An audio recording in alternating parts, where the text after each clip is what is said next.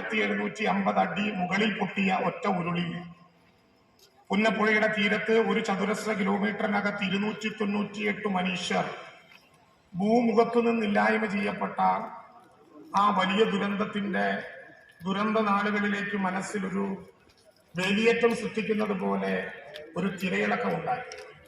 ഞാനത് പറയാൻ മുതിർന്നാൽ ഈ അധ്യക്ഷ പ്രസംഗം എനിക്ക് പൂർത്തിയാക്കാനാകില്ല. അത്രയേറെ വികാരപരമായിരുന്നു ആ പ്രസംഗം.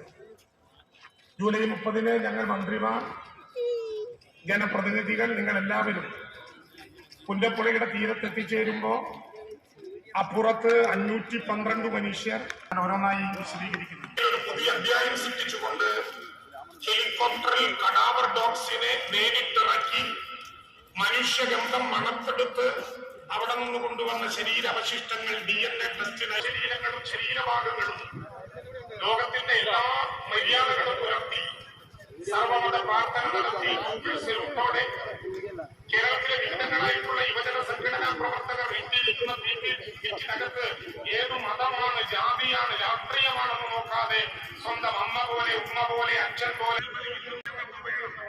അത് പുനരധിവാസ പ്രവർത്തനത്തെ കുറിച്ച് ജനാധിപത്യപരമായി ചർച്ച ചെയ്തപ്പോ ദുരന്തബാധിതരായ മനുഷ്യർ നെഞ്ചിൽ തട്ടി ഞങ്ങളോട് പറഞ്ഞ സൃഷ്ടിക്കാൻ പറ്റുമെന്ന് ഞങ്ങൾക്കറിയില്ല.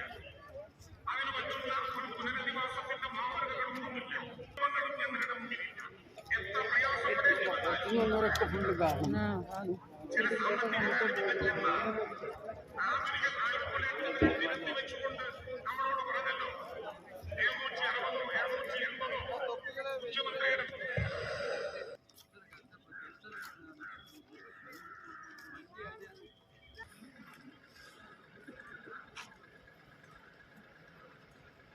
ഹലോ ചെക്ക്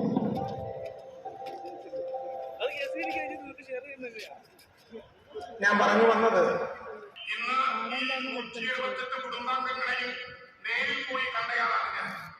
ഇന്നവ പറയുന്ന കാര്യം, അന്ന് ഞങ്ങൾക്ക് ഏതെങ്കിലും വിധത്തിലുള്ള പണം തന്നൊഴിപ്പിച്ചെങ്കിൽ സുരക്ഷിതമെന്ന് പ്രഖ്യാപിച്ച 9 സ്റ്റേറ്റുകളെ നോക്കിയിട്ടുണ്ടോ? കേരളത്തിലെ ഹൈക്കോടതി വ്യവഹാരങ്ങൾ പിന്നെയും തുടർന്നു. 11 രാത്രി വൈകി കോടതി പിരിയുന്നതിന്റെ 410 ഭവനങ്ങൾ. ഒരു കാര്യം ഞാൻ ഉറപ്പിച്ചു പറയാം, ഞങ്ങൾ